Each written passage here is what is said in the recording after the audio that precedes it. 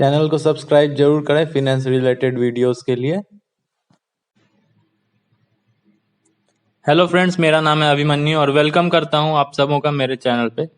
Friends, आज हम लोग डेरिवेटिव प्रोडक्ट्स को देखने वाले हैं और ये डेरिवेटिव प्रोडक्ट्स के सीरीज का दूसरा वीडियो है। आज जो हम लोग डेरिवेटिव देखेंगे उसका नाम है ऑप्शन। हमने अपने पहले वीडियो में, इससे पिछले वीडियो में जो डेरिवेटिव प्रोडक्ट्स देखे थे वो थे फॉरवर्ड्स और फ्यूचर्स। तो आज के वीडियो में हम लोग ऑप्शंस देखेंगे। अब डेरिवेटिव प्रोडक्ट्स तो मैंने डिटेल में पिछले वीडियो में बता दिया, लेकिन फिर भी थोड़ा बेसिक आइडिया दे देता हूं कि डेरिवेटिव प्रोडक्ट्स एक्चुअली होता क्या है। अब फ्रेंड्स, डेरिवेटिव्स का अपना कोई खुद का वैल्यू नहीं होता है। अब डेरिवेटिव अपना वैल्यू कहां से डिराइव करता है? फिर डेरिवेटिव अपना वैल्यू उसके अंडरलाइंग जो एसेट है उस एसेट से अपना वैल्यू डिराइव करता है। अब मान लीजिए डेरिवेटिव के अंडरलाइंग जो एसेट है वो है बॉन्ड्स, किसी भी कंपनी का बॉन्ड है, तो उस बॉन्ड की जो कीमत रहेगी वही उस डेरिवेटिव की भी कीमत रहेगी। तो यहां क्लियर हो गया, derivative derive their value from the underlying assets और एक्सपोजर्स। अब इसका मेन फंक्शन क्या हुआ? मेन फंक्शन इसका होता है हेजिंग। ये मेनली हेजिंग पर्पस के लिए इस्तेमाल होता है। हेजिंग क्या होता है? किसी भी ट्रांजैक्शन को रिस्क फ्री करना है, रिस्क फ्री हो जाना, वो होता है हेजिंग। तो अब कैसे रिस्क फ्री होगा फ्रेंड्स? अब इस तरह से रिस्क फ्री होगा कि मान लीजिए एक फ्यूचर डेट हम लोग फिक्स कर लेते हैं, प्रीफिक्स्ड फ्यूचर डेट फिक्स कर लेते हैं और प्राइस भी फिक्स कर लेते हैं। उसी तारीख और उसी प्राइस में इसकी खरीद बिक्री होगी इस डेरिवेटिव प्रोडक्ट की। अब मानते हैं कि रिलायंस कंपनी का एक हमें बॉन्ड ले रहे हैं, अभी है अप्रैल चल रहा है और हम 13 जुलाई को फिक्स कर लेते हैं कि 13 जुलाई को एक बॉन्ड खरीदेंगे। दोनों पार्टी के बीच में तय हो जाता है, सेलर और बायर के बीच में 13 जुलाई को खरीद बिक्री होगी 105 रुपए एक बॉन्ड की कीमत में। तो अब फ्रेंड्स, अब देखिए हमने रेट फिक्स कर दिया है। अब इसकी कीमत अगर घटती भी है या बढ़ती भी है तो हम रिस्क फ्री जरूर हैं। इंटरेस्ट रेट घटे बढ़े उससे कोई फर्क नहीं पड़ेगा। हाँ, ये है कि प्रॉफिट होने की संभावना कम हो सकती है, क्योंकि फ्रेंड्स हम लोग रिस्क को कम कर रहे हैं, तो जहां भी रिस्क कम है प्रॉफिट भी कम होगा। अब अगर आपको ज्यादा प्रॉफिट चाहिए तो रिस्क लीजिए, फिर तो आप डेरिवेटिव को यूज नहीं कर सकते हैं। तो मेनली इसका हेजिंग पर्पस है और रिस्क फ्री करने के लिए डेरिवेटिव्स का इस्तेमाल होता है। तो अब चलिए हम लोग मूव करते हैं अपने आज के डेरिवेटिव प्रोडक्ट्स में, जिसका नाम है ऑप्शंस। तो फ्रेंड्स, दो टाइप के ऑप्शंस होते हैं। पहला होता है कॉल ऑप्शन और दूसरा होता है पुट ऑप्शन। पहले कॉल ऑप्शन को देखते हैं फ्रेंड्स। तो call option simply derivative holder को खरीदने का अधिकार देता है अंडरलाइंग प्रोडक्ट।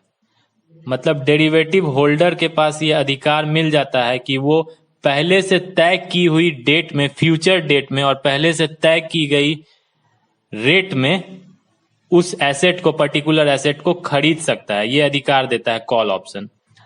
अब जैसे मान लीजिए एक बॉन्ड खरीदना है, बॉन्ड खरीदने का अधिकार मिल गया है किसी भी इंसान को कॉल ऑप्शन के थ्रू कि फ्यूचर के किसी डेट में, जो कि पहले से फिक्स है और पहले से तय की गई कीमत पे खरीदने का अधिकार है। अब क्योंकि खरीद लिया गया है तो अब बेचने का भी अधिकार मिलना चाहिए।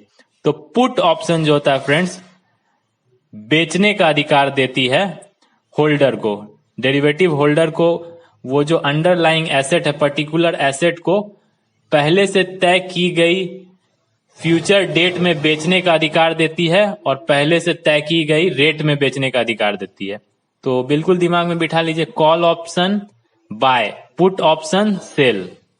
कॉल ऑप्शन खरीदना, पुट ऑप्शन बेचना। अब देखिए प्रीफिक्स्ड रेट जो होता है, पहले से तय की गई रेट में जो खरीदने बेचने का अधिकार है, इस रेट को क्या कहते हैं? इस रेट को कहते हैं स्ट्राइक प्राइस। और पहले से तय की गई फ्यूचर डेट में जो खरीदने बेचने का अधिकार है, उस तय की गई फ्यूचर डेट को क्या कहते हैं? उसको एक्सपायरी डेट कहते हैं फ्रेंड्स। तो ये दो टर्म ध्यान में रखेंगे, स्ट्राइक प्राइस और एक्सपायरी डेट। ये दोनों चीज पहले से फिक्स कर ली जाती है सेलर और बायर के बीच में। चलिए फ्रेंड्स, अब टाइप्स ऑफ डेरिवेटिव्स थोड़ा देख लेंगे। दो टाइप के होते हैं, अमेरिकन टाइप और यूरोपियन टाइप। अब देखिए, ये तो अधिक पहले से तो फिक्स कर चुका गया है एक्सपायरी डेट, मतलब फ्यूचर के कौन से डेट में बेचा जाएगा या खरीदा जाएगा वो डेट पहले से तय की जा चुकी है, उसको एक्सपायरी डेट कहते हैं। लेकिन अगर आप उससे पहले भी बेच सकते हैं, ये भी अधिकार मिलता है। अगर 13 जुलाई एक्सपायरी डेट है तो आप 13 जुलाई से पहले भी बेच सकते हैं। इस टाइप के ऑप्शंस को अमेरिकन टाइप कहते हैं।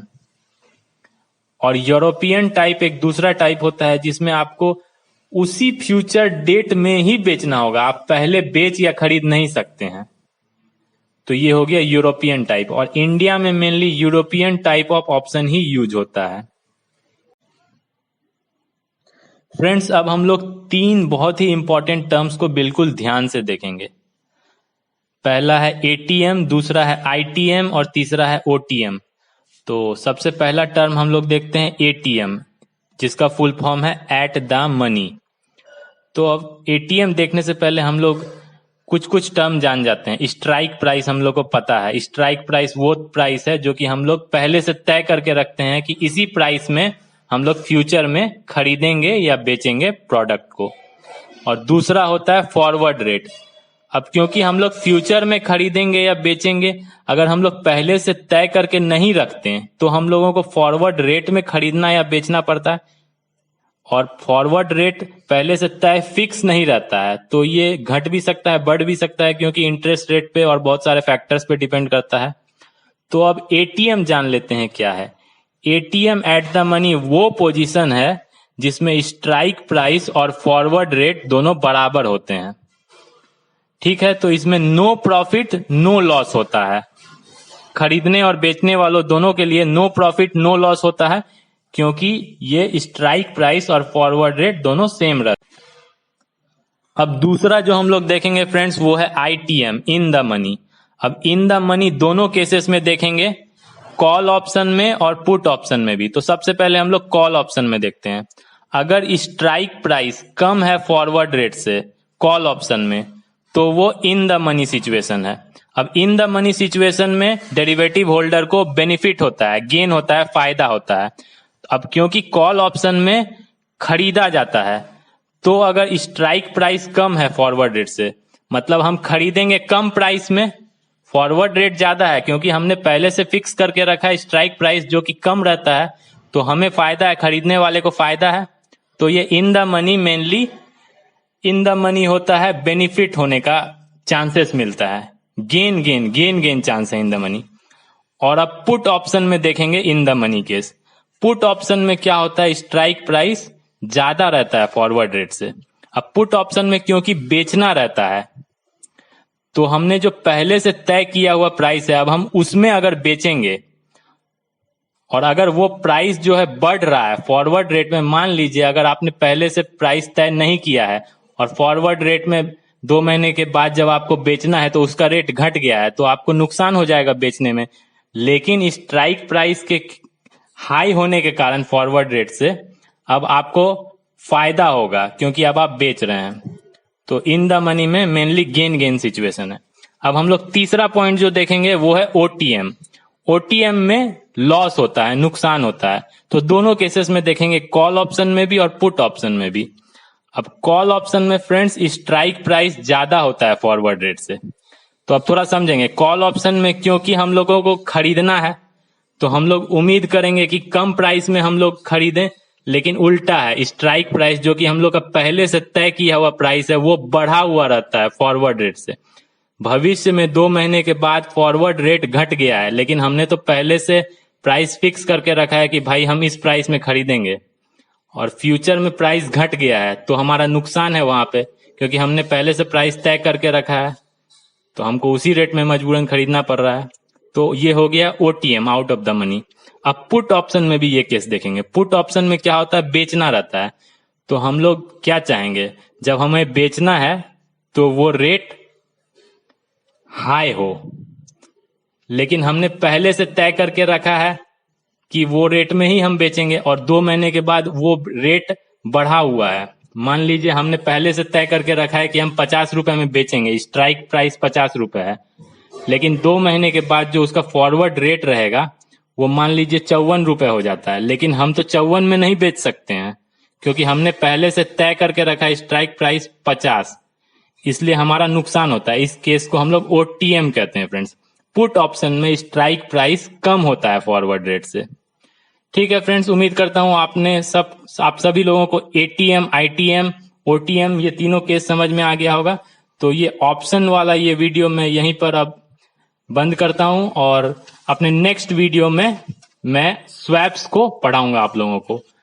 तो फ्रेंड्स, उम्मीद करता हूं आप लोगों को वीडियो पसंद आया होगा। जिनको भी पसंद आया वो लाइक करें, जिनको पसंद नहीं आया वो बेशक डिसलाइक करें, लेकिन जिनको भी अच्छा लग रहा है वो मेरे चैनल को सब्सक्राइब जरूर कर लें ताकि फाइनेंस रिलेटेड वीडियोस आप लोगों को मिलते रहे फ्रेंड्स। ठीक है फ्रेंड्स, थैंक यू।